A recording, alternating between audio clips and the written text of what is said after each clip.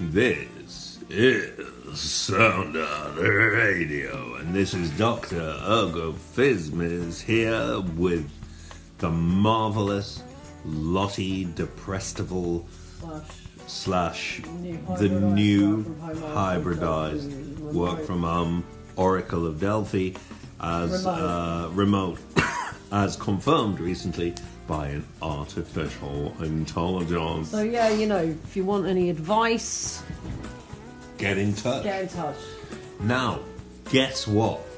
Today is, as you're listening, is Friday the 16th of January.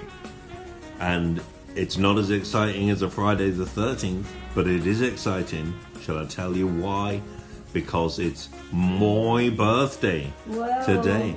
It's my birthday, and I'm 46 years old, and looking, I must say, very youthful. Very, very youthful. Aging like a fine wine. And, no way. And since that was a flea in the background, and get him to settle down. That's very strange, actually, because I was thinking this morning about doing a flea circus, or at least a flea circus act, which can be a little deceptive. But since it's my birthday, I figured we could talk about not all of the wonderful international news, the impending threat of global war, quite possibly with America by the looks of things. I mean, at this point, and the Epstein files, which have been released and not covered by anyone here, really, which is very, very strange. It's much darker than you think it is. Much, really way darker than you think it is. And well, what can we say? But I don't want to talk about stuff like that today. I want to talk about stuff that I want to talk about because it's my birthday. And the first thing that I would really like to talk about is why the kids, why the artists and musicians out there should not be aspiring to do something more commercial. First of all, the industries as they exist have nothing to do with the merit of a piece of work. Take it from the mouth of Joni Mitchell. The music industry now looks for people who are, in Joni Mitchell's exact word, pliable. And if you'll do what you're told and be on the side of a can of Pepsi willingly, and remember that we live in the world where ultimately one can of Coca-Cola equals one bullet, which is going to kill a Palestinian or someone in Lebanon or Syria or wherever else the state of Israel decides it's going to bomb that week. It was actually more ethical when it had cocaine in it. And so, well, I mean, not by today's standards, but I'm allowed to say that. Yeah, it's bad. But if you make a nice little pop song, but you are an ethically sound person, and the music industry knows you are an ethically sound person, that song, you're going to struggle to become a megastar. That's all it seems like. I'm not saying everyone in the upper echelons of the music industry is without talent, because that's obviously clearly not the case. But for people trying to break in from the base now, it is not, and the system itself is about regurgitation, and it is now pure product. It is pure commerce. And again, I'm not saying that everything that comes out of it is made without value, but I think that if the music industry was not based around homogeneity and the artists working within it were allowed to pursue their wildest ideas, just imagine what kind of record Ariana Grande might make. Yeah, I was talking to somebody who's talking about, they know a band quite well who are sort of people are trying to break at the moment, and their label is telling them just do TikTok, Yeah. and unless if the label tells them they have to spend all this time on social media. Yeah. I think even people like Florence in the military-industrial complex has to do that as well. All the time on TikTok. On social media, but you know she is part of the military-industrial complex, so maybe she should make a little bit more effort to not be. Yeah. I'm allowed to say that as well. Yeah. Because she was really rude to me. Yeah. At my gig. The next issue with why you shouldn't be making something more commercial is that the human mind and human consciousness is propelled by those who are pursuing new and different ideas. And there are things more important than adding to the whirlpool of art that's in the world of commerce, and that is the development of the human mind, and one might say the human soul. And we, if we decide to not work within these systems, then we can discover new things, and ultimately, well, who knows? Within a couple of weeks, the whole world might be completely different. If there's a war with Europe and America, then there's a lot of American companies in all around Europe who are. Starbucks down the road. Yeah, they're knocking up a Starbucks near Shipton. Right in the middle of the Dartmoor. Oh, great. Yeah, so that was the first point in my birthday special that I wanted to make. That you mustn't strive to make something more commercial. You must strive to make something that might blow people's minds, that might make people think differently, that might make people see things from a different perspective, with a little more clarity. I have people doing that to me all the time. I read stuff all the time where I'm like, oh, wow, that's amazing. Yeah, just like all the time. So you know, you can do it. Yeah. The second thing that I wanted to talk about in my birthday special is, well, given that being a tyrannical despot has gone mainstream and is now kind of like in the charts and stuff, and it seems to be sort of perfectly acceptable. I saw this quite shocking, sobering statement that really made a lot of sense that I'd never seen before, but goodness gracious, fascism happens very, very slowly, then it happens all at once, and here is what is happening seemingly everywhere. So given that, like, tyrannical despots are like Hollywood now, like mainstream public consciousness, there's tyrannical despots everywhere, I would like, on my birthday, to express, reiterate, and pound down solidly and firmly my adoration of my little father Kim Jong-un, great leader of North Korea. Now, why do I dig this guy so much? You could ask the same thing to Dennis Rodman, the basketball player, who hangs out a lot with Little Father, and I have to say, I'm well gel, because the things that I dig about my Little Father are these things that he does better than any other dictator. He's got better hair, for sure. Much better hair. Trump's hair's terrible. Keir Starmer's hair looks like a plastic hat. It's terrible.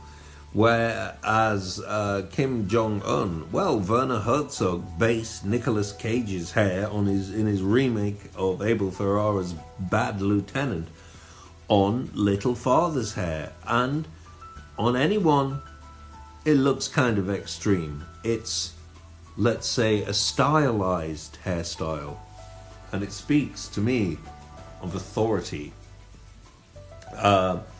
Second, about Little Father, compared to the other dictators I see around, who all just wear like a business suit, Little Father's always got one of those sort of high collars, and it looks really sort of despotic, but also quite Reiki master.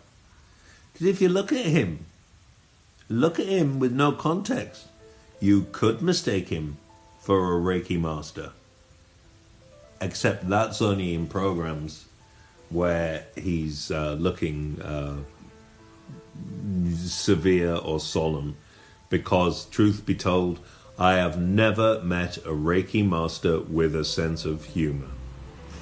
So, that was point number 2 about why I dig my Little Father, Supreme Leader Kim Jong-un of North Korea. And it's okay for me to say this, because loads of people really like Donald Trump, and loads of people don't have a problem with Keir Starmer's more despotic, let's ban things, inclinations.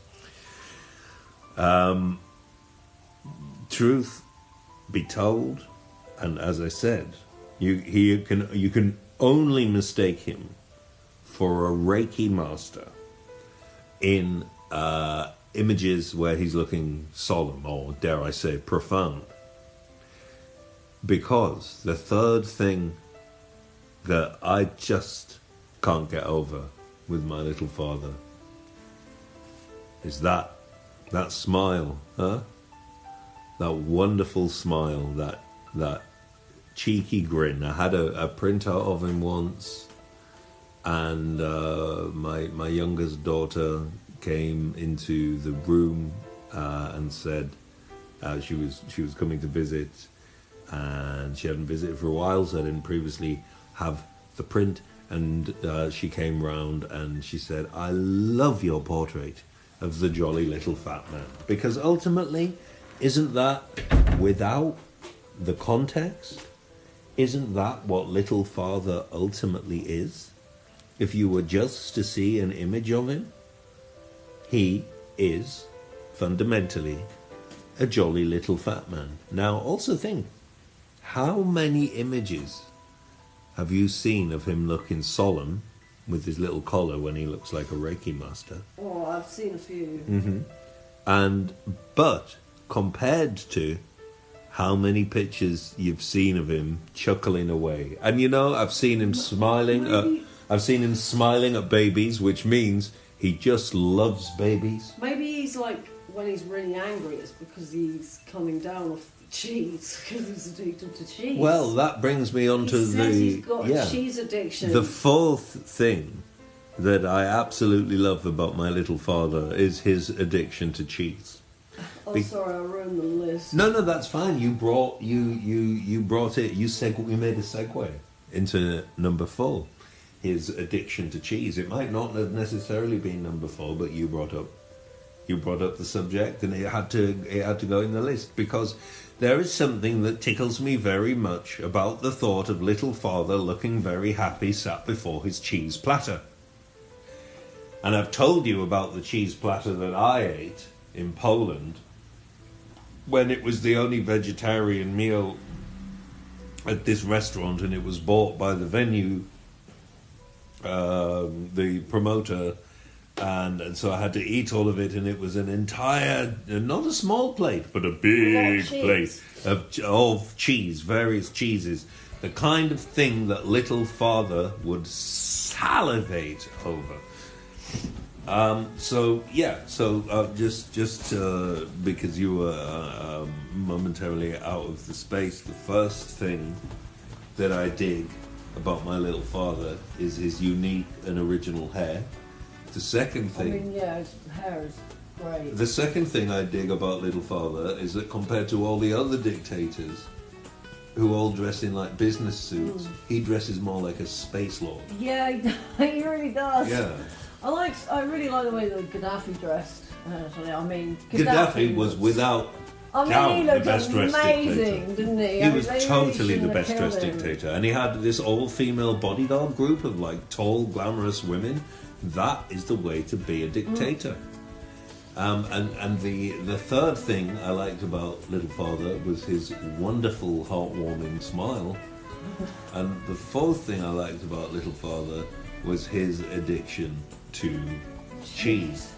His love of Bond movies, number 5, is also a fascination to me. But I've talked about that at length. And the sixth thing that I like about Little Father is that I've still got just a little twinkling of hope that he's going to call me on my birthday. So wow. I can't wait for that to happen. Apparently, like, weird addictions are a thing with dictators. Also, to Castro likes Castro, milk and ice cream. he was obsessed with milk and ice cream. And he once ordered a super-sized ice cream parlour called Coppelia to be built. Coppelia is an interesting name for an ice cream parlour. It is the story, it's a ballet with a mechanical doll lady, as in the Hoffman story. So how do you get that to ice cream? I don't know. No? I don't know. Saddam Hussein loved Doritos. I mean, Really? Yeah. And Raisin Bran. Yeah, wow. Saddam Right, Hussein he liked- apparently would eat a family size, just get that, family size bag of Doritos in one sitting. Have you ever done that? If you have, Maybe watch out, you might become a dictator. Yeah. And A dictator. yeah, so apparently, according to the internet, Little Father once gorged on Swiss cheese to the point of physical illness, severe physical illness, it says. So that's nice. It's nice to know. So unless he's got a bad tum-tum, I'm hoping he gives me a call sometime today. So that's another thing I wanted Why, to. you call him? Take it into your own hands. Don't wait for him to call. Call him. I don't know. I mean, obviously, you know, if you call him when he's in a bad mood, it can really go badly. So I wait for him to get in touch with me, to drop me an email or, a WhatsApp chat. Wow, Saddam Hussein wrote a romance novel. No. I didn't know that. Oh. What was the romantic interest? I'd like was it that like sort of heavy for my artillery birthday. or Yeah. like rubbing up against the missile? Yeah. Seems to be what they all want to do, really. Yeah.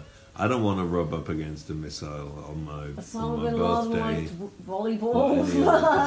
Oh yeah, I knew that Osama bin Laden was a real killer on the volleyball court. He was. I mean, and look at him. Those long arms. Yeah, he looks like he's just yearning for volleyball. Yeah. Wow, it's pretty amazing. We should get hold of Saddam Hussein. I kind of need Saddam's romance novels. novels. I kind of need that quite heartily. Stalin drew naked men. Yeah. Oh, that's nice. Well, I mean, they've got their fetishes of. He drew. Weirdly, that image they content, use, so- that image they use next to the image of Stalin was actually an Edward Muybridge Oh, really? study of the human body. Yeah. Very strange. Edward Muybridge wasn't Joseph Stalin. He just liked to study movement.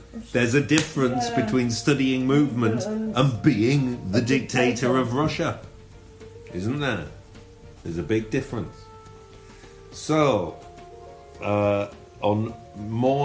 it's my birthday now, and I've talked about a couple of the things that I really wanted to talk about.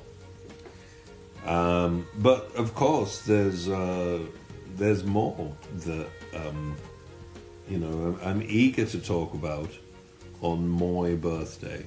And how do we put it? I'll try and put it like this: the uprising in Iran, the revolution in Iran, is not related, as I've been seeing right-wing people say, is not related to the fall of Islam. It is the fall of a tyrannical regime. So right-wing fools trying to co-opt this into their whole thing have got the wrong end of the stick completely. What you see in Iran is kind of what sort of maybe needs to happen everywhere, which is the people of planet Earth need to reclaim their planet from the despotic, we've got to say it, the despotic, now the Epstein files are 1% of the Epstein files are out, and we know enough from them to know that the world is run by a vile despotic ring of sex criminals.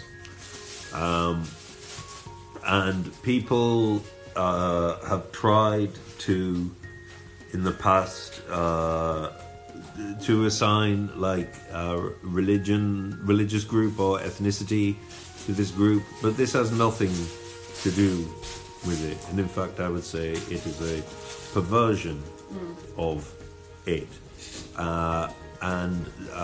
What I would like to see for my birthday is the end of this appalling system and the end of all oppression.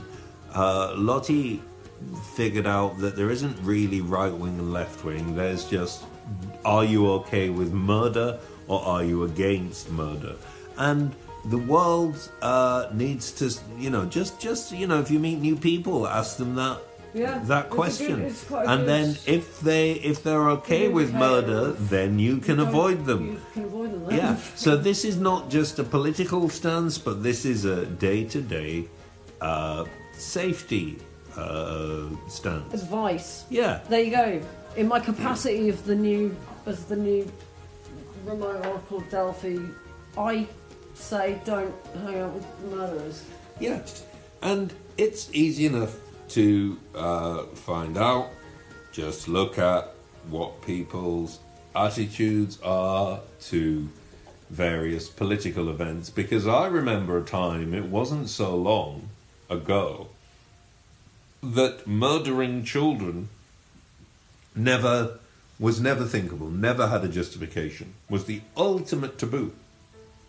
And now, as I enter my 46th year, I live in a world which I never expected to live in, where people who are still allowed to walk around on the streets say it's sometimes okay to kill children or any innocent people.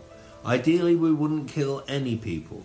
And I have lost. I have lost people close to me because of my attitude towards this, which is of total refusal to accept any part of that system, and to attempt to be a person who is as consistently as possible noisy about it. But to me, And when I was quite young, I spent a lot of time studying Nazism and Stalinism.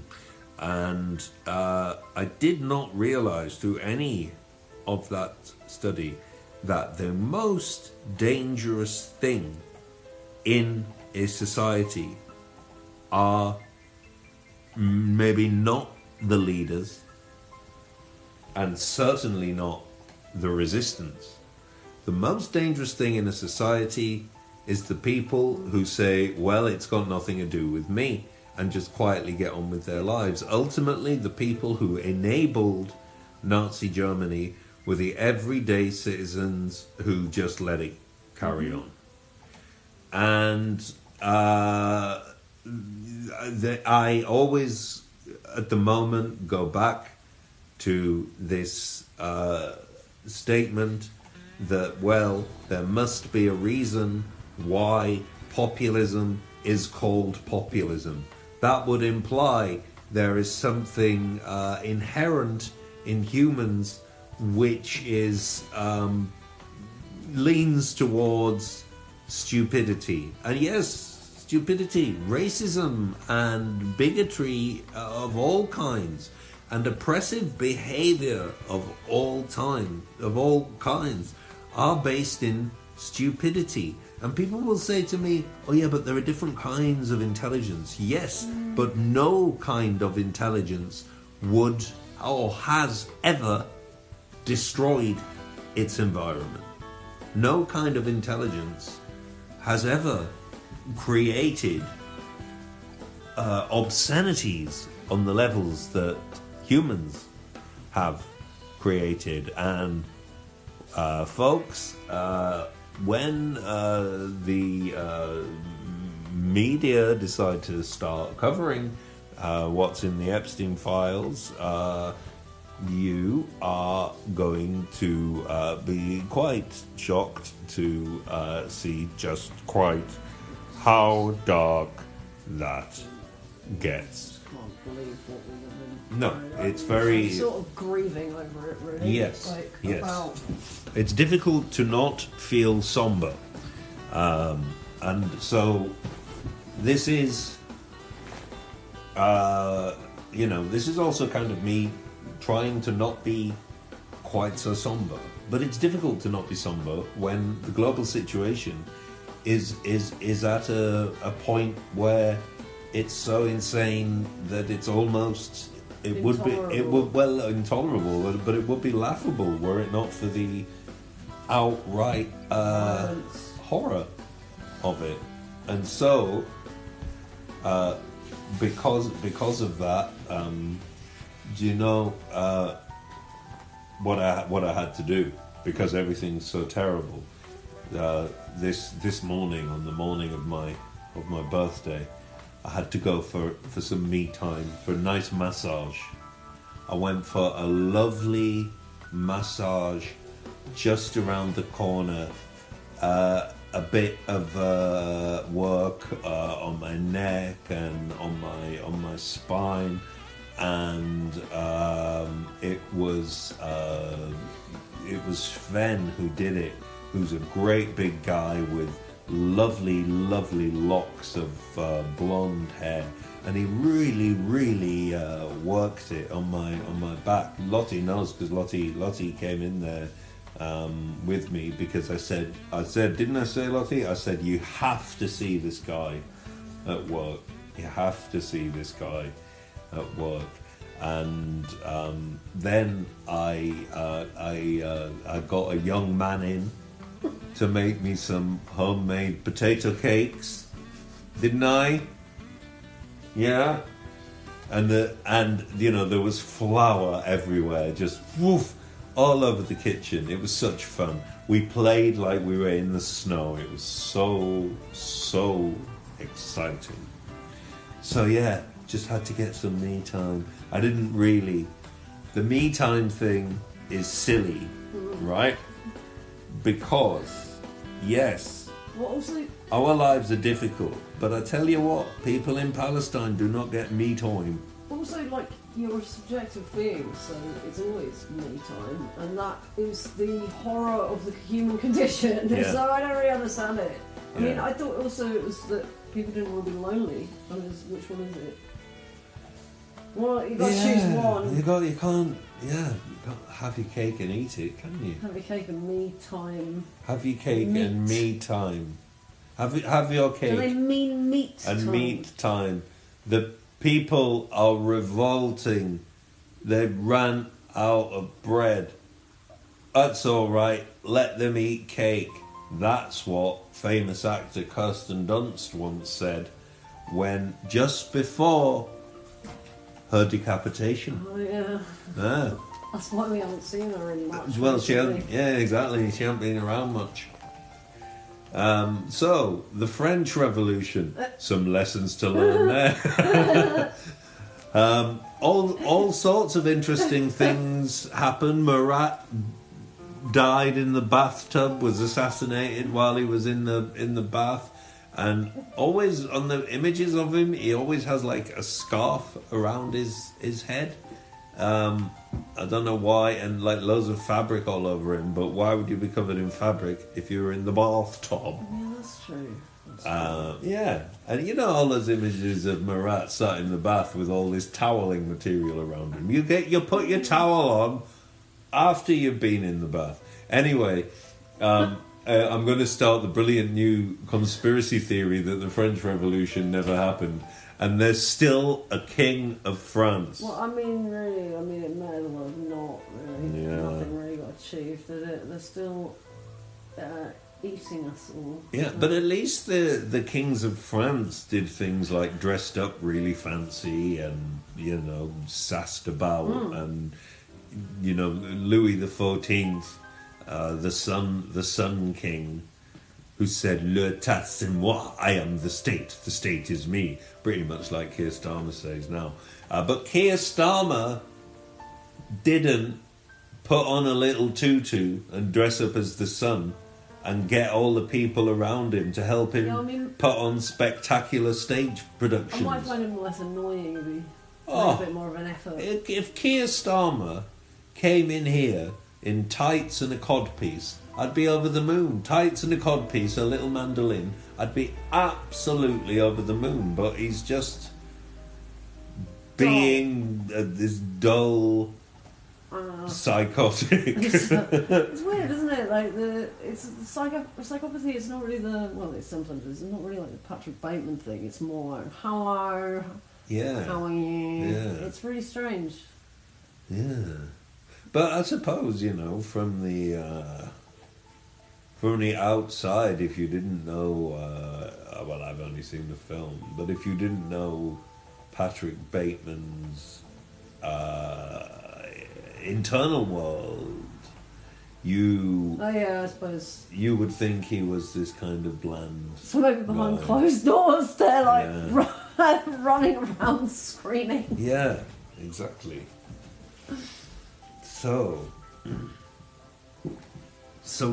I can't remember what subject we started with there. My birthday. Well, I know it's my birthday. I'm going to make a lovely birthday cake. I'm not allowed to talk about that on the radio. I don't know whether I'm going to set the cake on fire. I might set something else on fire instead. I might make a nice guy, like a Guy Fawkes man, and set it on fire, and then sit and play songs to it. That's quite birthday-ish, isn't it? When we burn the guy, are we burning the revolutionary? Yeah, I think so. I'm not sure about that. I've never been sure about that. I don't think we should burn the revolutionary. But I find it quite interesting that the whole population gets involved in it. Yeah, that is interesting. Very interesting. Did Guy Fawkes, who was going to blow up the Houses of Parliament, did he have any idea for afterwards, for governance or anything? Probably just as bad. Do we know? Have we got his diaries? Did Guy Fawkes want to be in power? This we don't know. I've just always found it a little bit too depressing to read. Really, I don't like like, you know, But out of these turbulent... bleak. Well, it may be bleak, Lottie, but out of these turbulent situations can come wonderful things, as we know. The world is hurting. Many people are hurting and dying and suffering, and everything is insane, frankly.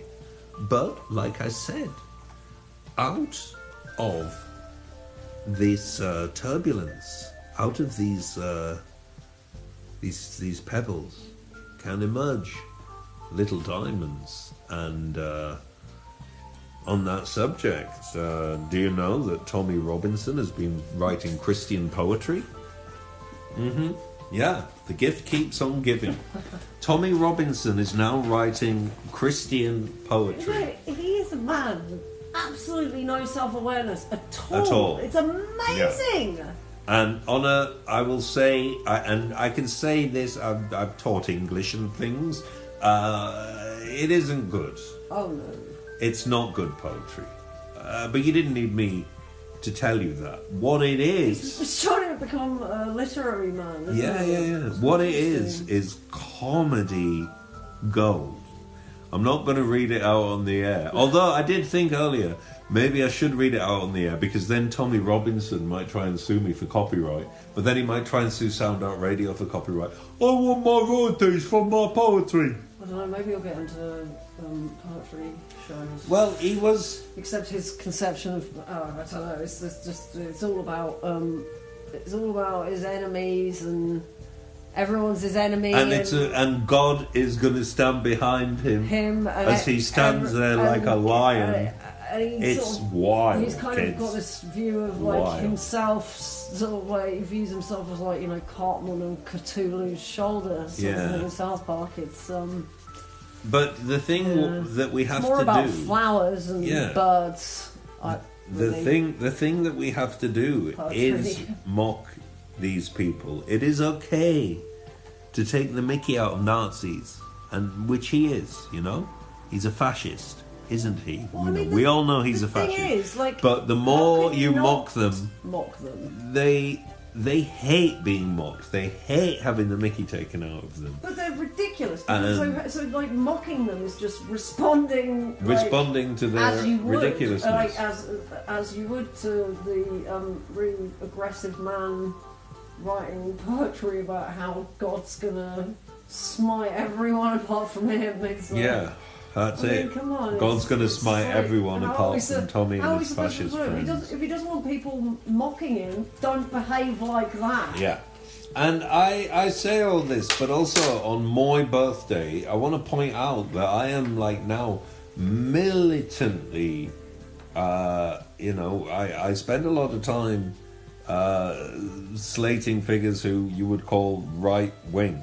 But I am militantly not part of the left wing. Certainly not the one that exists now and the way that it exists. I'm for the old gods, man. I'm for Cthulhu and the monsters under the bed. But I am.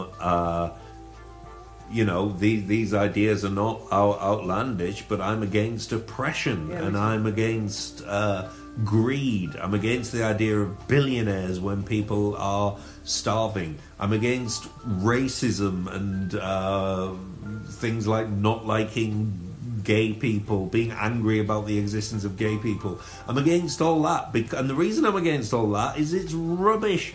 Bigotry is stupid. If you've got a problem with someone because of the way that they live their lives, if the way that person lives their lives doesn't affect you, then shut up. Shut up about it. Be tolerant. To have a functional society, you have the paradox of tolerance, which I know I talk about all the time, but you have the paradox of tolerance, which is that in a functional society, you do not tolerate intolerance. People have to tolerate each other for the society to work. And we live in a society which has been promoting and continues to promote racial intolerance. So on my birthday, I want to say to everyone who goes on about refugees and immigrants I want to say shut up. Shut up. Shut up. Immigration, travel, the sharing of ideas makes societies more interesting. And functional. And what would this country be if it had never had insertions from other cultures? Interesting. What would the music sound like? Have you heard the music they play with Morris dancing? That's pretty much all we got. We got that and Purcell. Not much else. John Dowland was brilliant. But, you know, he's still dead, he's still the best songwriter this country ever produced. With the possible exception of Lottie. Oh, shucks. Oh, shucks. And that's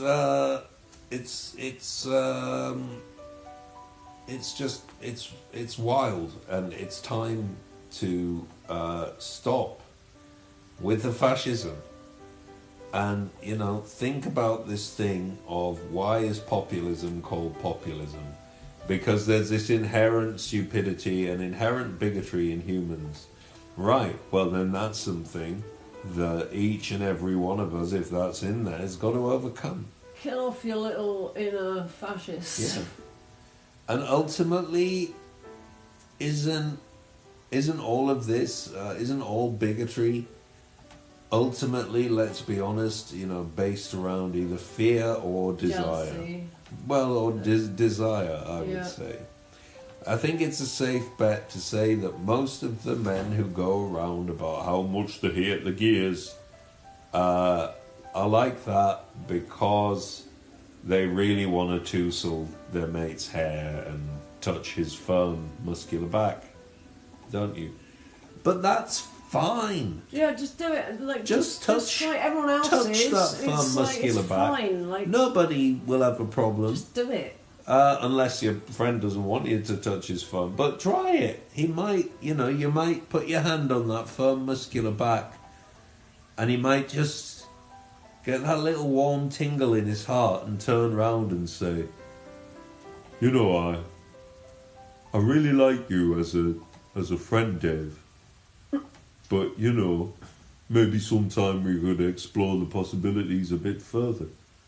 And then you'd say, oh, I've been waiting all my life for you to say that, Jordan. And, you know, who knows? Who knows? Who knows what might happen? Just stop being repressed. Repression is the big problem, I think. Everyone is repressed. Repression fuels dishonesty, fuels repression, fuels dishonesty. And it seems to me that most people are in this circle of dishonesty and repression, which maybe then ultimately leads to the kind of society where... Well, yeah, but where... you know, where the majority of the population will watch the descent into fascism and say, well, it's got nothing to do with me. Yeah. And these are very miserable subjects to be talking about on your birthday. Shouldn't you be having a party? My answer to you there, baby, is that I'm always having a party. There is never a moment when I'm not having a party. Just ask Lottie. Lottie, how full of song am I? Yeah, it's like it's all the time, really, isn't it? Yeah, like... I'm so full of song. In the last few days, I've sang Mike and the Mechanics, Looking Back Over My Shoulder, Coolio featuring LV, Gangsta's Paradise, American Boy by Estelle featuring Kanye West, Since You've Been Gone by Rainbow, and I made a song about, I made a lovely snappy song about how I don't like the army and the army don't like me, and I'm just full of song all the time. It's just leaking out of me, and I think it wards off evil. the devils. Yeah, it wards off Ronald McDonald. Rona McDonough. He's the real demon. Ascents into dark Pennywise into Yes. the worlds of Yes. our world. Stephen King's vision of Pennywise, which was inspired by, as he sat on a plane, Ronald McDonald came and sat down next to him, lit up a cigarette, and Stephen King said, "Oh, where have you been?" And Ronald McDonald turned to him and despondently said, McDonald land. And but really, Ronald McDonald is the great, false god symbol of our times. He is the image of capitalism. And he's a pretty scary image of capitalism. Could if they wanted to, bring people in, make them feel comfortable, it's they very should have strange. used something like that dog who says, "Oh, yes," or something like Well, that. I mean, that's obviously, I reckon that's why everyone loves Churchill so much. Just Yeah, because of dog. that dog. Yeah, maybe it is. I went to I do like that dog. I went to a McDonald's birthday party once when I was a kid. Obviously, when I was a kid, it's not really. Although I think. Oh yeah, and does Ronald McDonald come out? It's just like in the back office with all the filing cabinets and stuff. And Right. There's I think maybe Ronald McDonald was there. I can't really remember. They bring out a cake, but you're sort of just sat in the break room. It's quite strange. Yeah. A special McDonald's birthday cake. Yeah, which I think I remember eating it, and it was like. Did it have icing? Or was it just a kind of sponge? weird, cream Oh, sort of icing. that- I don't know. yeah, I've never that- tasted it that- before, and I've never seen it since. I don't like when you have a cake and it's got the jam and then it's got white stuff on the Yeah, jam. maybe it was like that. I don't like that. It was very strange. It kind of felt a bit like maybe that it was all actually a ruse for some sort of Manchurian candidate MK Ultra thing, which I consider everyone else allowed to make up whatever conspiracy theory. Let's go with that one. That sounds fun. I think that the world is, the conspiracy theories now that, frankly, it turned out that the conspiracy theory about the global paedophile ring turned out to be true, didn't it? So now that's all just about out in the open. And like I said, once you start to look at this Epstein file stuff, it's much, much darker than you think it is. As in fairy tale horror. It's yeah. All of it, really. So because that's all out in the open, we need some new conspiracy theories, new exciting conspiracy theories. Liz Truss is doing her best to come up with new ones, but they're not very that much interesting. fun. They're not very interesting. So I'm going to suggest that because she's actually there talking about the deep state and that she's going to expose it, I think that's a double bluff, and the deep state was actually taken over by Liz Truss, and that's the reason it's all coming out. Yeah, it's all collapsed and it's all coming out. But I think for these kind of the criminal organizations, we need to stop using these kind of science-y fiction terms like the deep state. Just say rich people with loads of power who are corrupt and evil and that's the thing that I don't understand about the whole conspiracy theory lizard men thing is the whole. I mean, it's not it's not surprising that rich people are really corrupt and into some really dodgy stuff. And it's to do with the saying they're thing lizards, that people it's kind get of saying that status humans from aren't. transgression. Yeah, and saying that it's all because of a lizard shape-shifting cult or whatever, and is basically saying, oh no, humans could never do anything wrong, when actually I don't know, it's that thing of I've met plenty of people who I wouldn't be surprised if they had a little bit more power, if they were in the position where they were running a country. I could see a lot of people that I've met in the past being warlords. Yeah. So it's just a kind of impulse that exists in humanity, and like I kind of feel like the big conspiracy theory thing of saying that it's all like the lizard people or something is actually just like people don't want to admit that the basic part of human nature is pretty like disgusting. Well, like I keep saying, why is populism called populism? Because there's this inherent problem that clearly humanity needs to overcome. And, you know, I, for my many sins, I've never been the kind of person who is interested in power. I'm not interested. To me, the idea is pompous. The behavior of just talking about power seems pompous to me. I don't know what to say. I've never been interested in power. I don't want to tell people what to do, as I hate being told what to do. I don't even want to talk to anyone. So, like, you know what I mean? If you're in power, you've got to talk to other people. Yeah. Which I love working in creative groups, and yes, I am often the leader of this group, and I've been of these groups usually, and I've been described as a power mad blah blah blah for this. And no, the reason that that I'm the leader of these groups is that I'm good at doing it. I'm good at creating environments where people actually feel free to express their ideas and have some fun. Also, it's like your projects as well. So you ask people, and then people say, "Yeah, right." Yeah. So it's like, yeah. So I'm not interested in power. But what I've always been interested in is making stuff, making things exist, adding new things into the world. Because I just think it's completely amazing and remarkable that we can do that. That we can draw things and create something that wasn't there before.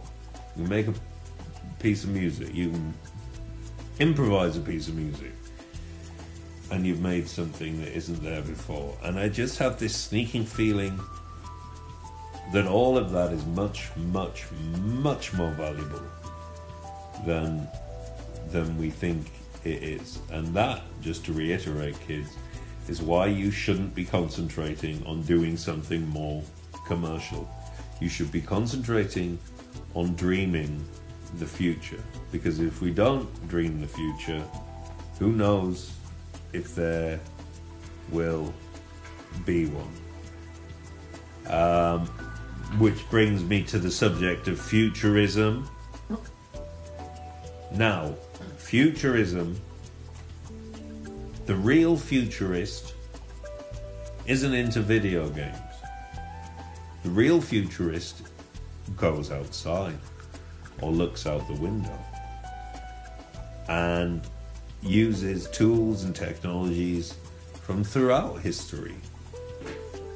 The real futurist imagines cities where every single surface is covered with plants and hummingbirds fly up and down the tower blocks. The real futurist imagines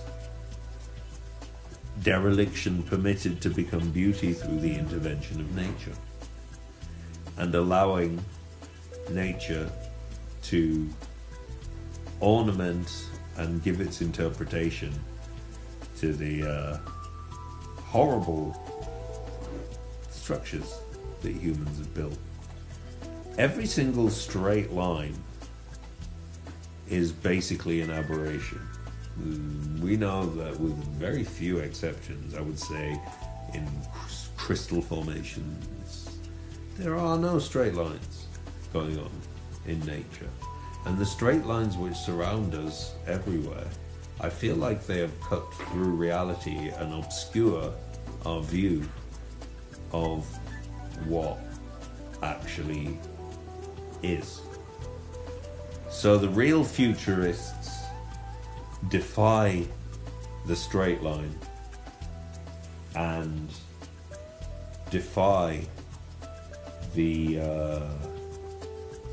regular repetition in favor of the irregular loop. And that is why the future of electronic music is mechanical. Happy birthday to me.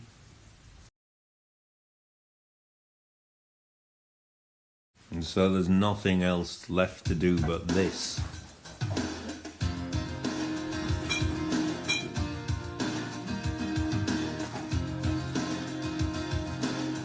Yeah, looking back over my shoulder, I can see that look in your eye. I never dreamed it could be over. I never wanted to say goodbye. Looking back over my shoulder, with an aching deep in my heart, I wish we were starting over. Oh, instead of drifting so far apart. Everybody told me you were leaving. Funny, I should be the last to know. Baby, please tell me that I'm dreaming. I just never want to let you go. Looking back over my shoulder, I can see that look in your eye, turning my heart over and over. I never wanted to say goodbye. I don't mind everybody laughing, but it's enough to make a grown man cry. 'Cause I can feel you slipping through my fingers. I don't even know the reason why.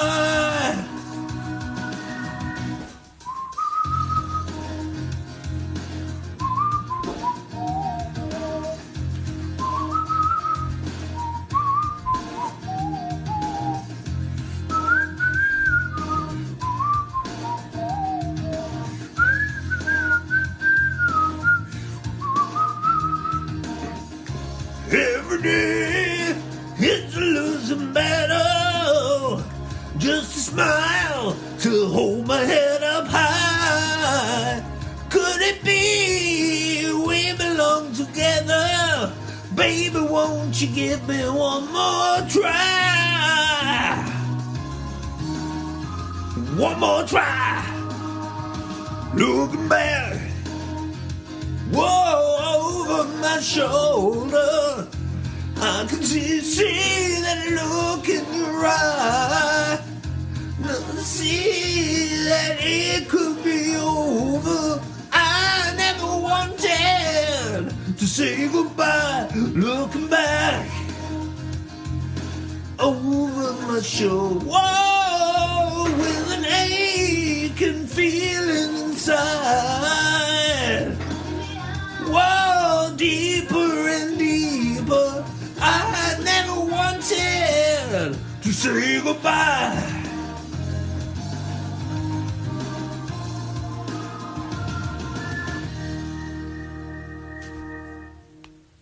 What about that then?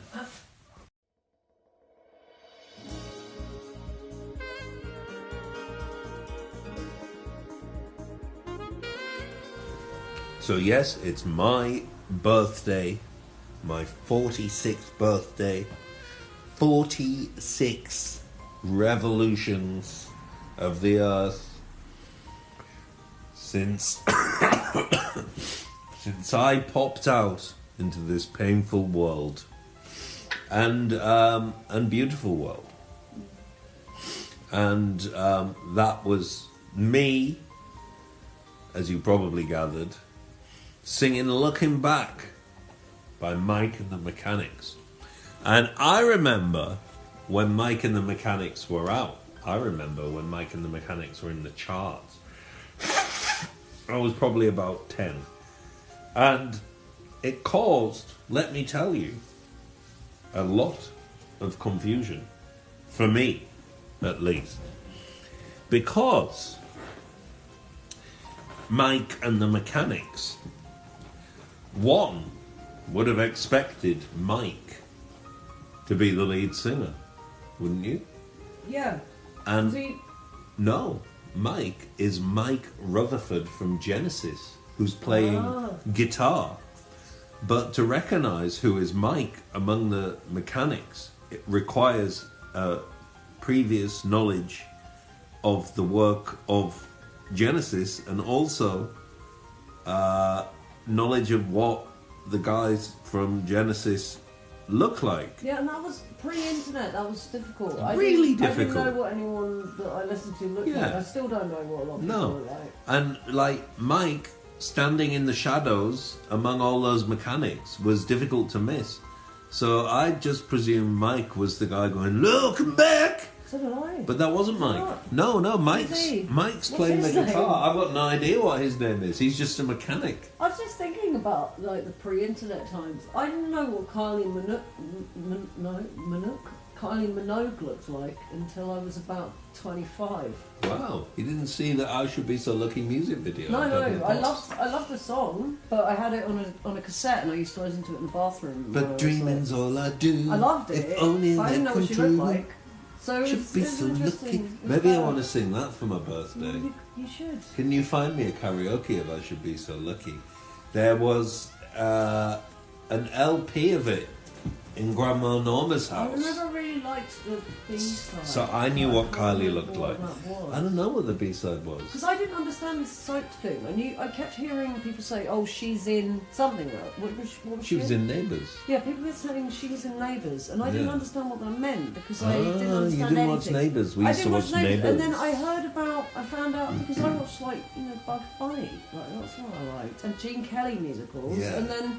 And like being outside and stuff, and then I found out about EastEnders, and I just didn't understand what the point of it was. Yeah, I remember EastEnders being on when I was a child. I didn't get it. Goodness gracious. I found out about it, and people talked about it, and it was sort of like, but what is it? What's the point? Do you remember this one from Kylie's first album? I still love you. Je ne sais pas pourquoi. No, that was brilliant. Je ne sais pas pourquoi of Kylie's first album. You know who produced that? Who produced Kylie's first album? Of course, Stock, Aitken, and Waterman. Beef, Stock, water, and a refrigerator. Will make you a lovely aspect. Don't they sound like an estate agency? Stock Aitken and Waterman, yeah, they do. I can't believe they're not an estate agency. I think a long time ago. Do you think they were an estate agency? No, I think a long time ago I did something about Stock Aitken and Waterman being an estate agency. Yeah, they were updating the listings and stuff, and then one of them started humming, and the other one went. And then they were like, "Oh, we've got." I think it might have been as stuff in the office became more computerized. They noticed all those little blips and blobs together, and they did them all, didn't they? They did Divine. Yeah. You think not you think you're a man. They did Walk Like a Man, Talk Like a Man. Yeah, I mean, that is fun. They did Kylie and Jason. I think they maybe did the London Boys, who very sadly died in a car crash. The London Boys. They had a couple of young hot guys who had a couple of singles and then abruptly died in a car crash. Stock Aitken and Waterman did all of them. Was he called Mike Stock? And Pete Waterman, who had risen to prominence as the presenter of The Hitman and Her. But he must have already been a hit maker before that. But anyway, in the 80s he was on The Hitman and Her with Michaela Strachan. Do you remember The Hitman and Her? No. It was a television show where it was basically people dancing in a nightclub. And occasionally Pete Waterman and Michaela Strachan came on screen with a microphone and interviewed partygoers about what a great time they were having and whether they liked the music. Right. Yeah.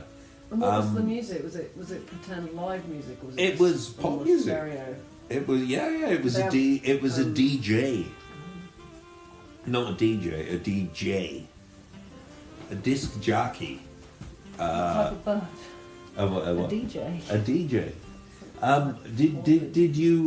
Did you manage to source me a karaoke version of I Should Be So Lucky? Since it's my special day, you have to join in on the chorus. Oh, really? Yeah, man. So this reminds me of being 10 years old or something like that. And yeah!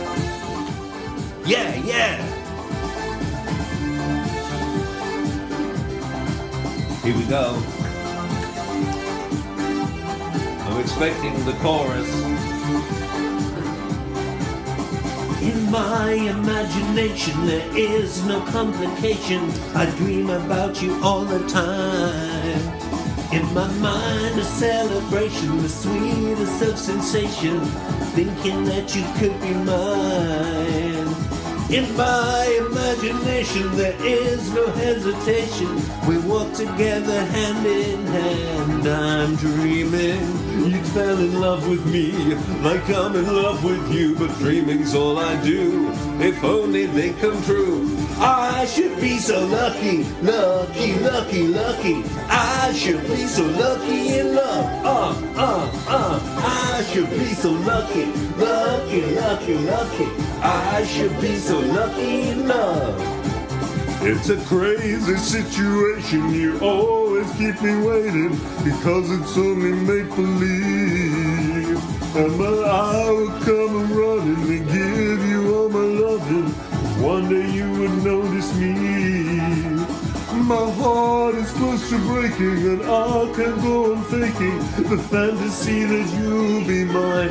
I'm dreaming that you're in love with me, like I'm in love with you, but dreaming's all I do. If only they come true. I should be so lucky, lucky, lucky, lucky.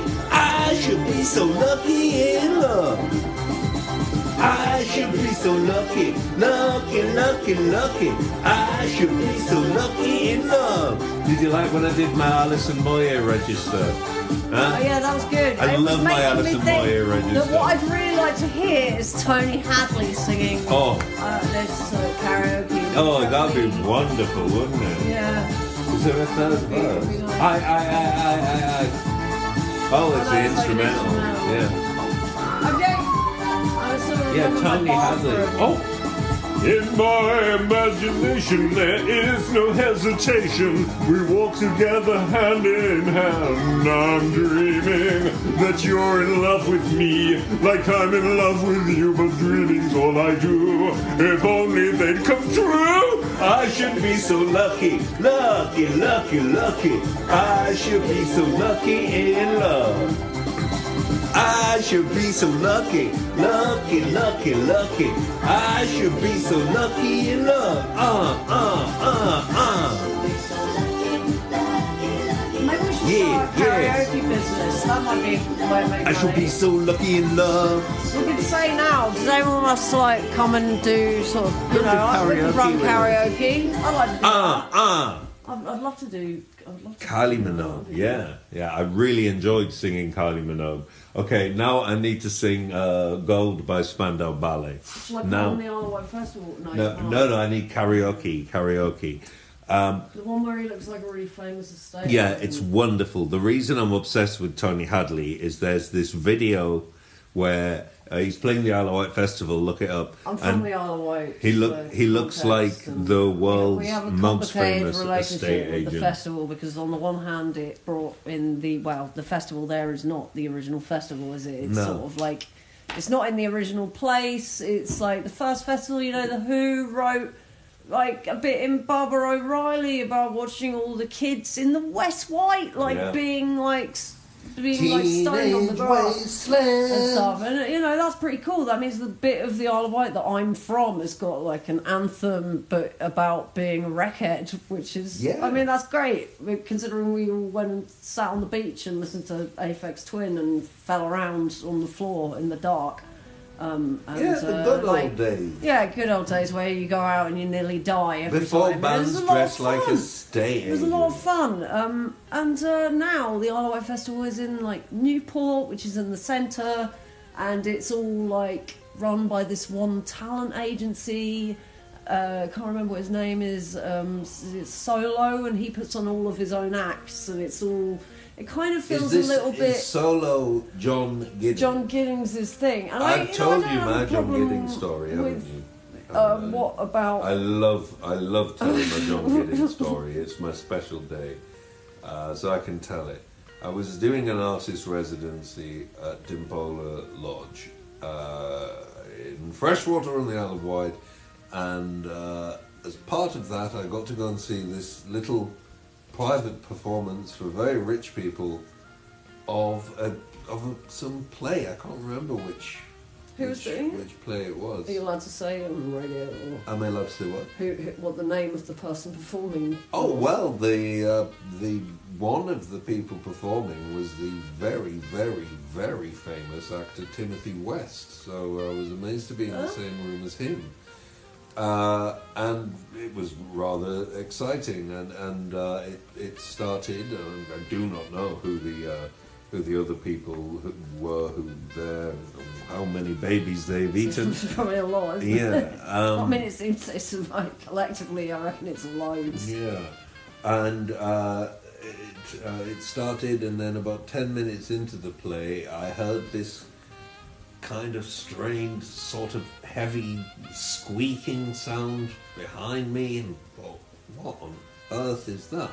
And I turned around, and it was John Giddings, and who the promoter of the Isle of Wight Festival, and his, I guess, wife or girlfriend, and their, I think, 2 children, and they were all dressed in motorcycle leathers and sunglasses.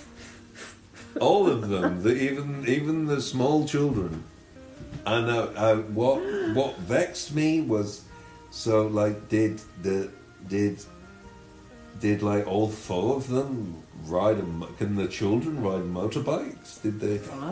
And they looked like Terminator. It was really quite odd.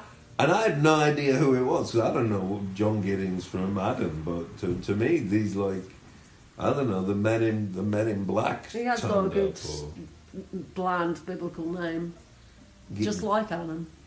Yeah, Adam. Adam, such a bland name for the first man. Why wouldn't the first man have an exciting name?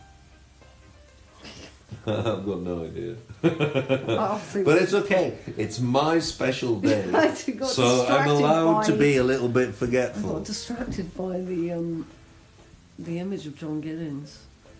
Yeah, I mean, it's a distracting image. I'll say the Adam limerick, because I think it's very good. I don't know who wrote it. It might be an anon. In the Garden of Eden lay Adam, complacently stroking his madam, for great was his mirth, for he knew that on earth there were only 2 Baals, and he had him. That's a good solid limerick there. Asimov wrote a lot of limericks, and apparently they're not very good. Limerick people don't think they're very good. Limericks ever any good?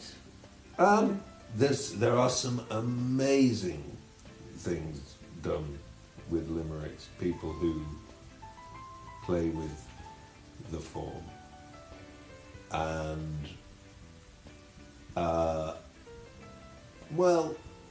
like them. I think it's an interesting shape, and for some reason its shape implies mischief and naughtiness, so I'm gonna like that. And anyway, it's my birthday. Yeah, birthday boy today. And do you know what's happened? Lottie's gone out the room, and they're going to get me a present, a birthday present. In the meantime, while we wait, I'll give you, dear listener, some ideas for presents that I'd like. I'd like one of them singing fish. You've seen those, haven't you? The singing fish. who wiggle their tails and turn around, and they're not real fish, they're just singing fish. But I've always liked them with their little moving mouths. Goodness me, look at this. What's this for me? It's a birthday present. Listen to the sound of it. There's some new ASMR from one of the pioneers of ASMR. It says, please do not bend on the package. Do you know what I'm going to do? I'm not going to do this roughly and haphazardly. I already opened it. I'm going to open it with a scissor. Well, you've already opened it? I wanted to double check it wasn't amazing. council tax so or something. I don't need to use this scissor. Well, I'm quite excited. I'm taking it from the package. There is an inner layer, 2 inner layers of cardboard A5. Now oh my goodness. Listen to this paper. Now look, what is this? Oh my word. Do you know what it is, dear listeners? It is a beautiful, beautiful photograph from Christmas 1990 of Dame Barbara Cartland, novelist and aviation pioneer, with one of her little dogs. And it is signed with all best wishes from Barbara Cartland. The hand of the prolific, prodigious novelist has touched this thing. I wish I could show you it, listeners. It is utterly glorious. It has an address on it. Camfield Place, Hatfield, Hertfordshire, England. Was that Barbara Cartland's house?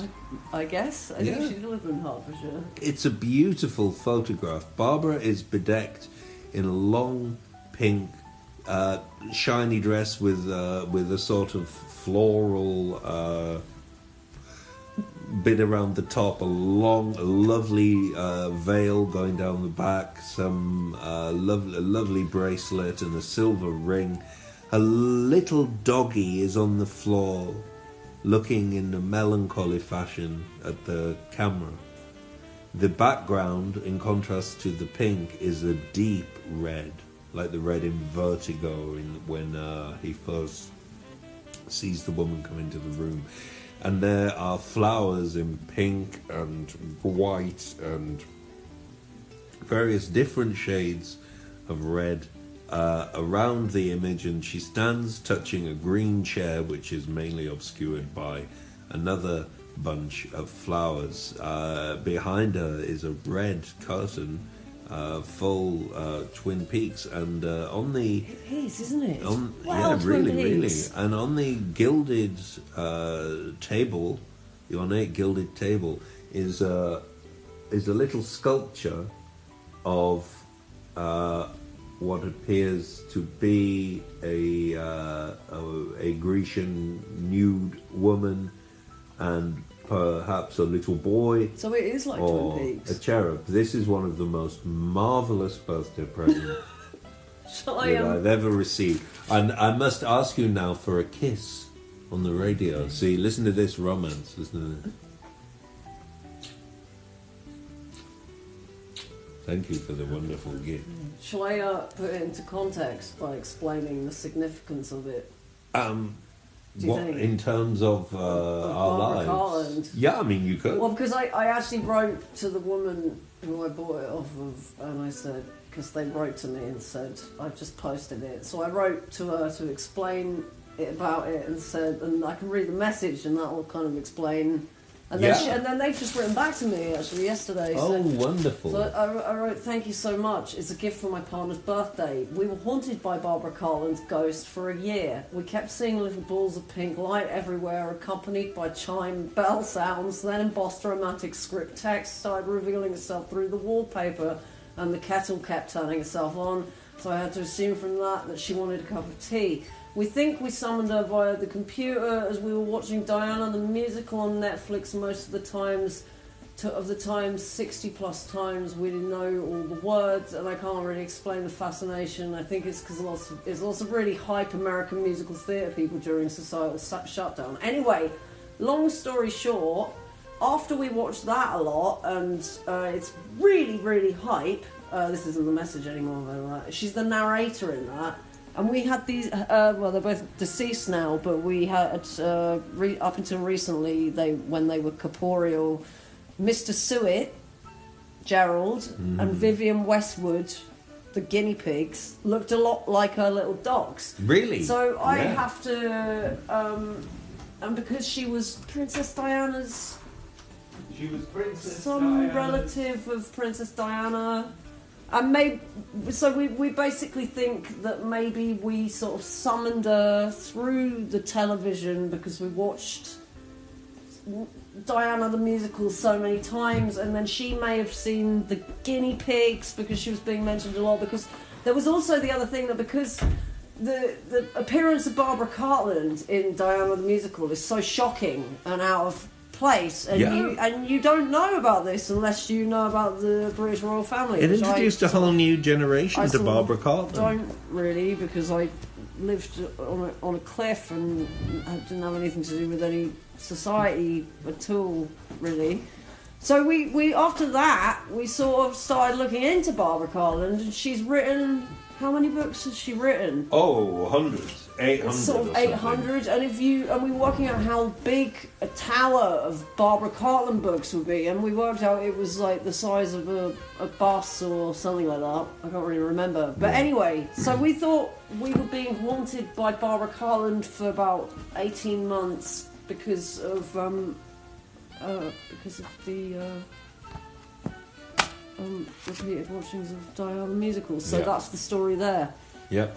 And now to celebrate, because it's my birthday, I've got my painting of Barbara Cartland that I made around that time Lottie was talking about, and I've got a collection of Barbara Cartland books here. So my wonderful signed photograph of Barbara Cartland sent to me directly from Camfield Place can be around her work, and it really is going to make now what inevitably is going to be a beautiful altar. I think she may well start haunting us again. Oh, I hope so.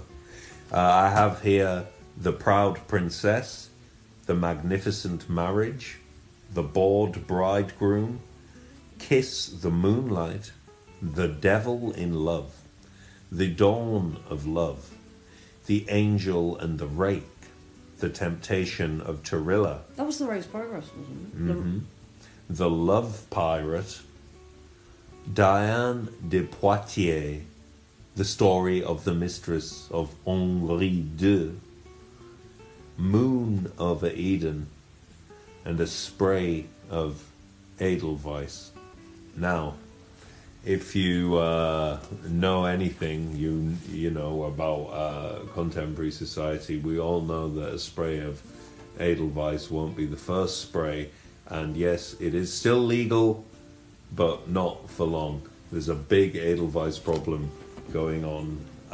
Well, frankly, there's a big Edelweiss problem going on all over the world right now. What with the rise of despots absolutely everywhere, despots now being mainstream and as acceptable as Razorlight, you know, to the mainstream culture. It seems, God. you know, like And all of them are yeah, yeah, and they're all in the Epstein file. Oh, and God. not Razorlight. Oh, just no, to be clear, there, we're not saying Razorlight are in the Epstein files, but we're saying that, Oh, we live in hell. Yeah, we do live in. Happy birthday. Thanks, man. Happy birthday in hell. But you know, in hell, I am reasonably happy. Yeah. And I am fairly content with where I am in my 46th year as a human being on my temporary vacation from my actual planet. It'll be, yeah. We'll Because this is something I wanted to say on turning 46, and that's 4 years until 50. Although you'd never guess it, would you? No. Would you? My youthful visage. Don't eat meat, kids. You'd never guess it to look at society, although you probably would. But like this is my special day, my birthday special, and so I'm going to say the things that I want to say, and there are people in this world who grow up, who usually people who go through difficulties, existential difficulties, let's say, which are different to bourgeois difficulties. Yeah, people who go through existential difficulties tend to grow up. But I have been deeply astonished, particularly over the last 2 to 3 years, at finding out how many people in English culture are still fundamentally the same people that they were when they were 13. Yeah, when they were children. And the evidence of this is been staring us in the face the whole time. Why do they still listen to the same music they listened to when they were teenagers? Why do they want to be consistently reminded of being a teenager? I hated being a teenager. I hated being a teenager. I've run into people that bullied me in school, and I ran into one guy that I knew who had gotten really ill in the interim between me knowing him at school and when I saw him, and he'd very nearly lost his life, and I saw him and I was like, oh hey, you probably don't remember me, but we went to school together. I just wanted to, he was a mutual friend of someone, and I was kind of like just saying, I heard you got better, like best wishes sort of thing, because we were in like a really tight space together. And then he said, oh no, I do remember you. And he still had this beef with me, and it was kind of like, what? I never even did anything to him. Like, he just always hated me. Yeah. And it was kind of people like, don't what? grow up. Like, they stay in the schoolyard, which explains the behaviour I felt of like politicians. I was a little kid again. I felt like when he was bullying me at school, and it was like, well, the guy had sort of like nearly died, and it hadn't brought any perspective to his life, and he was just as mean as when he'd been horrible to me in school. The implication, like, why? The implication of people who haven't grown up is that they ain't learned anything. Yeah, because bizarre. I am a completely different person to the person I was 10 years ago when I was 36, which is just before we first got back in touch with one another to start working together. Completely different person to. And then we became lovers with each other. And then, yeah, and and I'm a completely different person to who I was when I was 25, and the person who I was when I was 25 is a completely different person to who I was when I was 15, etc., etc. I'm sure a 6-year-old me was very different to a 16-year-old me. Swapped out every 7 years anyway. Yeah. So. And I, obviously we all have things like stupid behaviours in our past and stuff that we're ashamed of. But the point of these things is that we're supposed to learn from them and think, oh well. I'm ashamed of pretty much all of my behaviour, really. Yeah, well, but the thing about it is you learn, well, I shouldn't behave like that, because behaving like that causes pain to the people around me, causes pain to me, embarrassment and all of that. And you learn.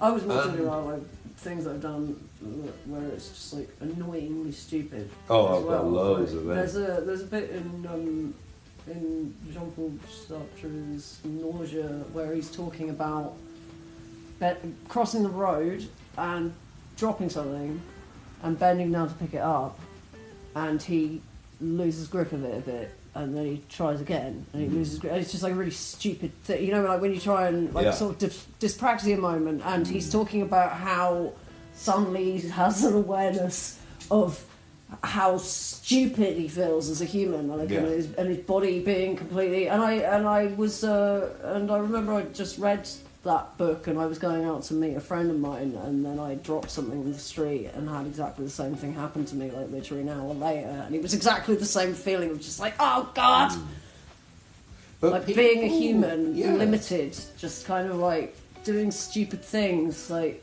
Are really irritating. But we were all told or given the impression that you should go through life trying to be ethical.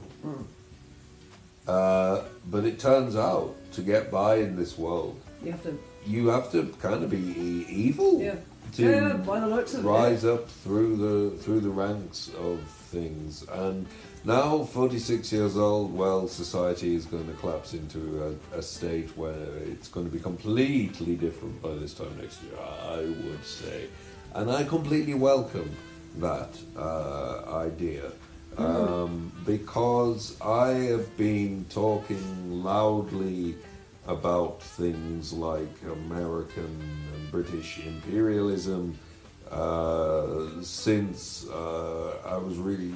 since being 17 or younger, since I had any awareness of the obvious realities that were going on, I was very affected by the fact that the atrocities of the 20th century happened, and thought that we were attempting to move to something better.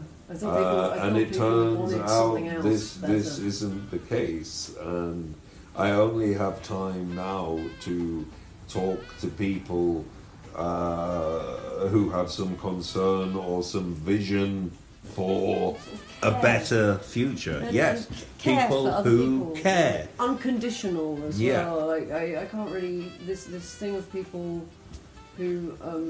I've met lots of people who kind of volunteer for stuff, but are not very nice people, and it's for some other reason that they're doing it, which, that's depressing, isn't it? You don't know who you can trust anymore. Well, like Mulder, trust no one. Yeah, trust no one. Trust no one like Mulder. Well, also I've lived from when I was like 12 watching the X-Files on television to a time when, according to now mainstream narrative, the X-Files is a reality. Psionics and telepathy is a real thing, and I know from personal experience that there are things in our world and in the skies that are not within our current realm of understanding, and that perhaps the metaphysical is much more physical than we think it is. But the interesting thing about all the stuff that let's get metaphysical we've seen is a lot of it has some kind of consistency between different objects, and you can kind of slightly speculate to what it is. So you can say there is obviously this thing that does X. Yeah. So if it's not real, then why can I speculate on that it looks like there's a consistency between that object and that object, and they're moving in a similar way, or like they must be traversing, it's Yeah. Hey, well, since it's my birthday, I'll tell you my theory about space travel. My spurious theory. My theory about space travel is that the medium itself that is used as the base level of travel is light. Because if a species learns to control light and kind of localize and package light, then that would mean the base speed of travel would be the speed of light, which presumably could be manipulated up and down from. But then, once the interstellar intelligences get near and they want to just cruise, they stop using their light propulsion, and then they switch to their music propulsion. And they so inside all the spaceships that are soaring through space is like and like Sun Ra type beats and things like that. Really kind of propulsive, repetitive beats, and you can steer using syncopation. I read a thing the other day that someone or other has done a study or whatever, and the line of thinking is that black holes don't affect entanglement, as in it doesn't destroy it. So whatever particle can be in a black hole and still, the two places are once thing, it can still kind of communicate between itself from inside and outside the black hole. So that kind of has some kind of implications for how things could maybe travel across space. And then there's the Einstein-Rosen bridge, the thing of folding space-time and then kind of, cutting the distance. I don't know, this idea that other people haven't figured out interstellar travel is nuts, isn't it? In an infinite universe, it just sounds like propaganda to me. And I don't know, is it Occam's razor or the Fermi paradox? Is the Fermi paradox, why isn't anyone here? Well, whichever one is the paradox of it, where are all the people from space? Well, the problem with that, in my opinion, is that it makes the assumption that they want to talk to humans first and foremost, which is a humanistic assumption. And given every other species on the planet who will seem terrified of us and to not want to talk to humans, I would probably, given that there are loads of species on the planet, almost all of them have the thing in common that they are afraid of humans and don't want to talk to them. So I would also probably extend that to anyone in space as well as the likelihood. And then the other one that says don't extrapolate or whatever it is, Occam's razor, don't make it complicated and jump to the extraordinary thing, the extraordinary claims require extraordinary evidence. Well, the idea that anyone extraterrestrial, that's extraordinary, is again a humanist, a human-centric assumption, isn't it? That's saying, no one could do travel because we haven't done it. So both of them are based on a sort of falsehood at the beginning. Everything and we don't know, basically. Almost everything in the way that humans perceive themselves is shaped around arrogance, technology, and ego. It's shaped around. They perceive themselves based on the technology. They literally perceive their universe based on their technology. So as the medieval world thought that the universe was clockwork, because that was the limits of their technology, people now think that the world is a computer simulation because that's the limits of our technology now. What they're not realizing is that what's actually going on there is that technology imitates nature, doesn't it? Technology's in the universe, so it imitates I just can't. The computer was supposed to. The idea is it's like a mechanical brain. It's based on a brain. It's not better than a. The reason the virtual worlds, as they call them, exist is because they've made them. But I still it's not a world. Love it's a drawing. I still love Avi Loeb's idea that perhaps the whole universe is on the table and is the project game of a super intelligence. Well, I mean, there are universes on tables in our universe. So. And if you imagine utopia where everyone has plenty and a place to live and endless time, then, you know, you would, if you were creative-minded, you would end up spending your time making things. And these things would inevitably grow in complexity, and as something becomes a piece of art or big or whatever we would call it, becomes more and more complex, then it's like Goody Pal's radical computer music idea. Actually, there's no reason for the work of art to ever be like fixed in space or time. So maybe the ultimate art project in endless utopian space-time would also inevitably be games, would be you know, would be playful, would incorporate chance and coincidence and...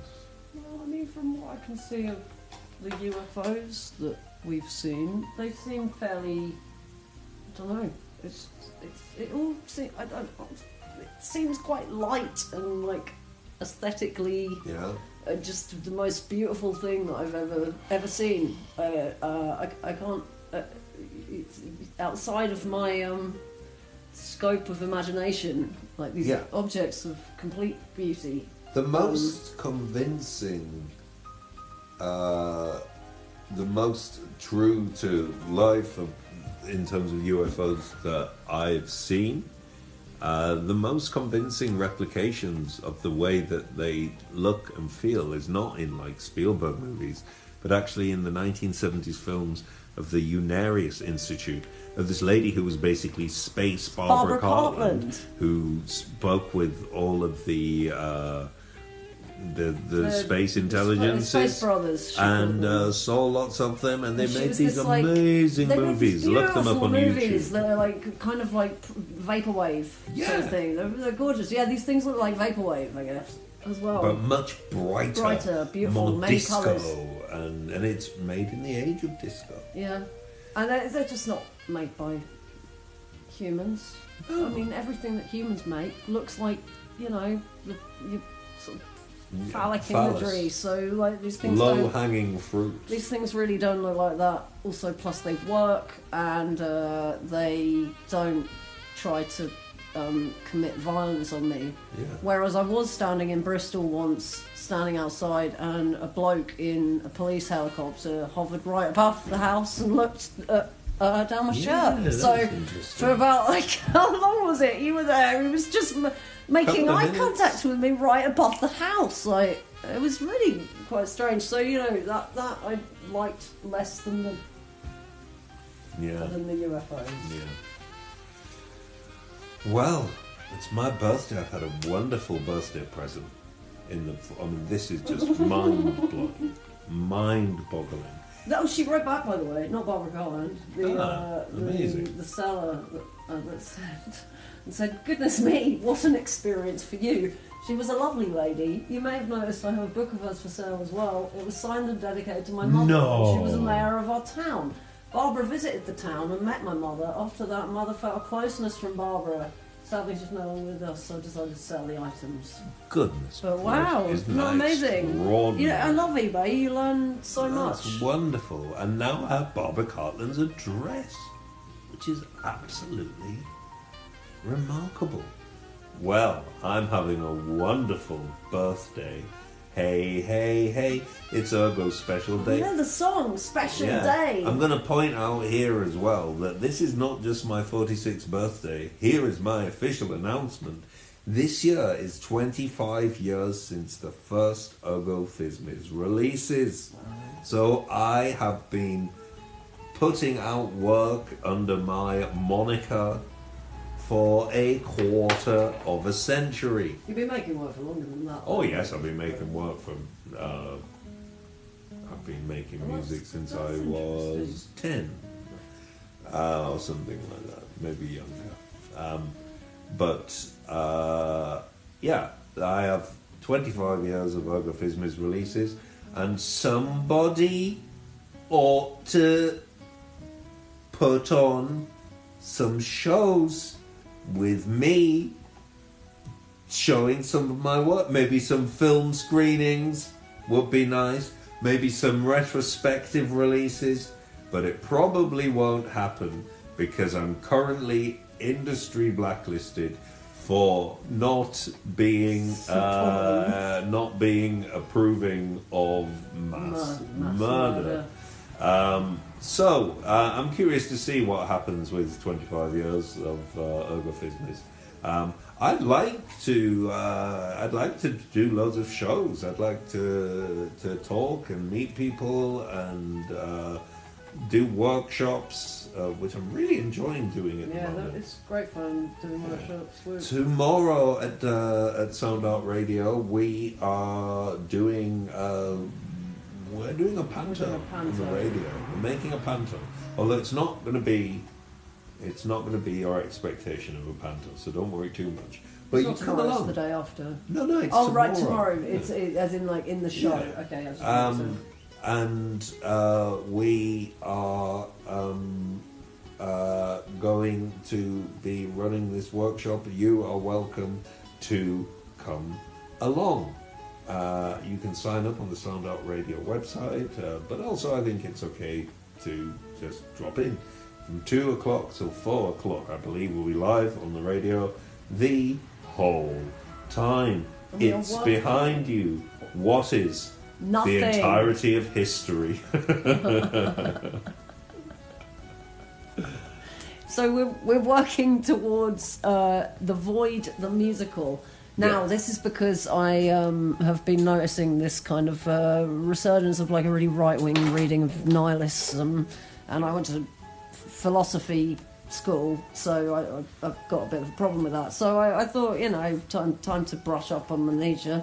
And what do you know? It's an all singing, all dancing musical, and I'm pretty sure he was a bisexual man as well, because a lot of the stuff in it, kind of, if you're a queer person, and especially considering he was kind of, he said that the ideal relationship was Achilles and what's his name?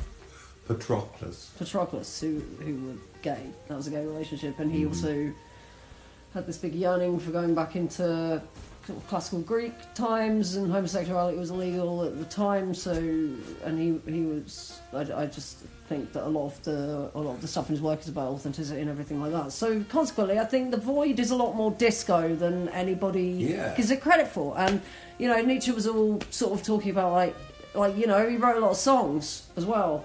I think he wrote songs. There's Did he? Yeah.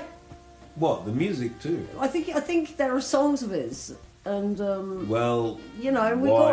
recording why hasn't anyone made a musical disco versions out of it? I mean, it's The Void. Yeah. Deep Space Smells of Raspberries. It's full of neon and excitement and stuff. So when you look into The Void, the Void sort of does kind of like da da back at you. When you stare into the void does jazz hands. Yeah, when you stare into the void, it sort of like lights up, and it's a void full of ideas. Yeah. Exactly. So that's going to be the musical. So come and help. That is tomorrow, Saturday. It's been Ergo's birthday on Sound Art Radio, and now, if Lottie could, as the American studio type person near the switchboard, if Lottie could find me a karaoke version, I would like to sing for you my current favourite song, Gangsta's Paradise. I have recorded this before, but that was merely a rehearsal. This time's going to be better. This was a hit when I was at school. Was off a movie. It's a very sad song. It's a very, very sad song. Okay, here we go.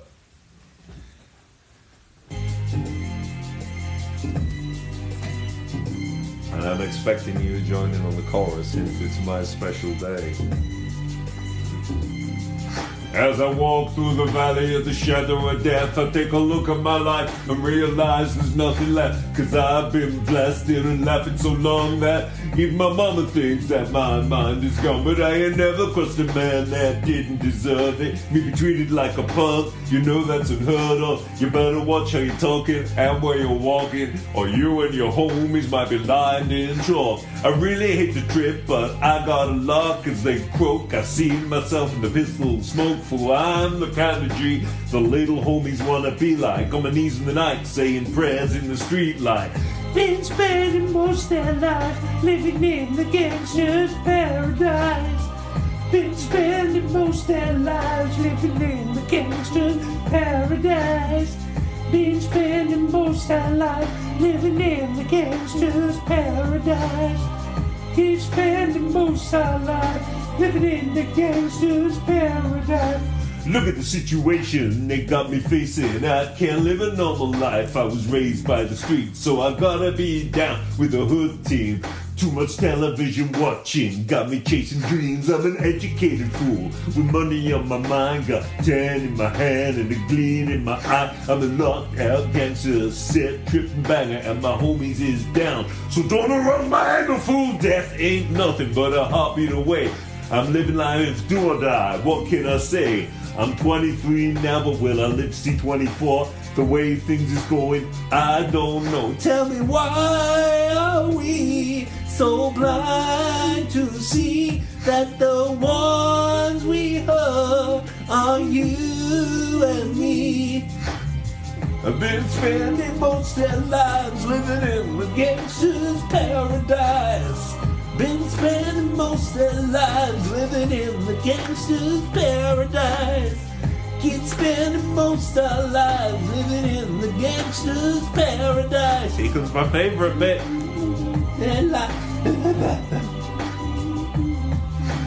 Power and the money, money and the power. Minute after minute, hour after hour. Everybody's running, but half of them ain't looking. It's going on in the kitchen, but I don't know what's cooking. They say I gotta learn, nobody here to teach me. If they can't understand it, how can they reach me? I guess they can't, I guess they won't, I guess they're fronting. That's why I know my life is out of luck, fool. Been spending most their lives living in the gangster's paradise. Been spending most their lives living in the gangster's paradise. Keep spending most their lives living in the gangster's paradise. Keep spending most our lives living in the gangster's paradise. Tell me, why are we so blind to see that the ones we hurt are you and me? Tell me, why are we so blind to see that the ones we hurt are you and me?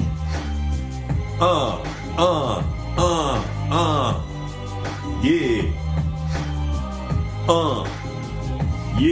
Yeah.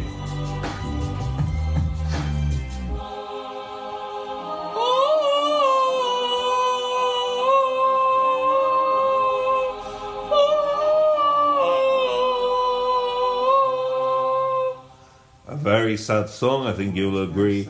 Beautifully rendered. And thank you for the harmonies towards the end. That was very exciting indeed. I was reading about Coolio the other day. Yeah. Oh, yeah, I mean... He died recently. It was cool. He died yeah. a couple of years ago. It was well cool. Well, it's been Ergo's special day here on Sound Art Radio. Democracy Now! Is coming now, imminently, not now, but imminently.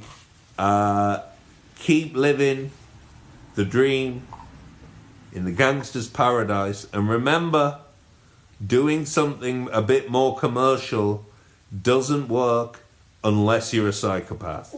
So, be experimental, be wild. Your mind is a garden, and the body is the garden of the soul. Make art, kids. Also, kids, don't listen to people who tell you that you can't change the world. We don't know who is going to change the world. The people who are catalysts for great change do not know beforehand that they are going to be catalysts for great change. Gandhi did not know he was going to be a catalyst for great change. The point is, these people tried. And it seems to me that certainly the Western human tendency is to desire doing as little as possible. And the ultimate thing, really, that many white people would aspire to is having a boy to fan them and bring them tea and stuff like that. Yeah. And I've never made public before, but it is your birthday. This is my birthday, and so obviously I'm calling out for if anyone wants to get me some birthday presents. So in the tradition of the culture that I'm apparently part of, for my birthday I would love to have in my house a boy. So if anyone could get me a boy to do the domestic tasks around my house, a bit of cleaning, making breakfast in bed for us two. Lottie, would you not love to wake up in the morning and have a boy bring you breakfast in bed? I can't imagine anything worse. He could clean my horses and things like that. He could be my stable boy. He could go out and do little tasks for me, and I could shout his name repetitively, really aggressively, no matter what he was doing, until he came downstairs and did my bidding. Ultimately, I think many people have a problem because they want people to do their bidding. I've never wanted anyone to do my bidding, and I don't want anyone to tell me to do their bidding. But I'm sure a nice boy would do my bidding and would be happy to do so. So if you know any young lads who might like to come and make my breakfast, tend to my ponies, help me get my smoking jacket on and off, things like that, I'm all ears. I'm open to conversation. I'm ready, and it is my birthday, so it's okay to be open about these things, because we all have some desires. We all have gifts that we want, and I'm not asking for the earth. I'm just asking for a willing subservient to do some of the human stuff that needs doing.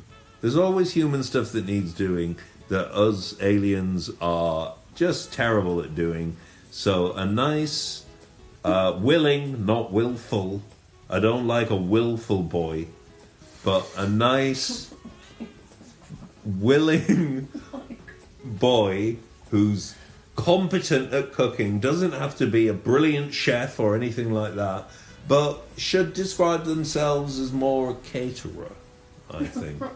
Well, there's chaos for that one. Yeah, exactly. Well, who knows? We may even find someone local. Well, it's my birthday, and this has been my birthday show in my birthday week, and it's 25 years of Ergo Phizmiz now, so I'm open to invitations to come places and get paid lots of money to reflect upon a quarter of a century of outrageous artistic material.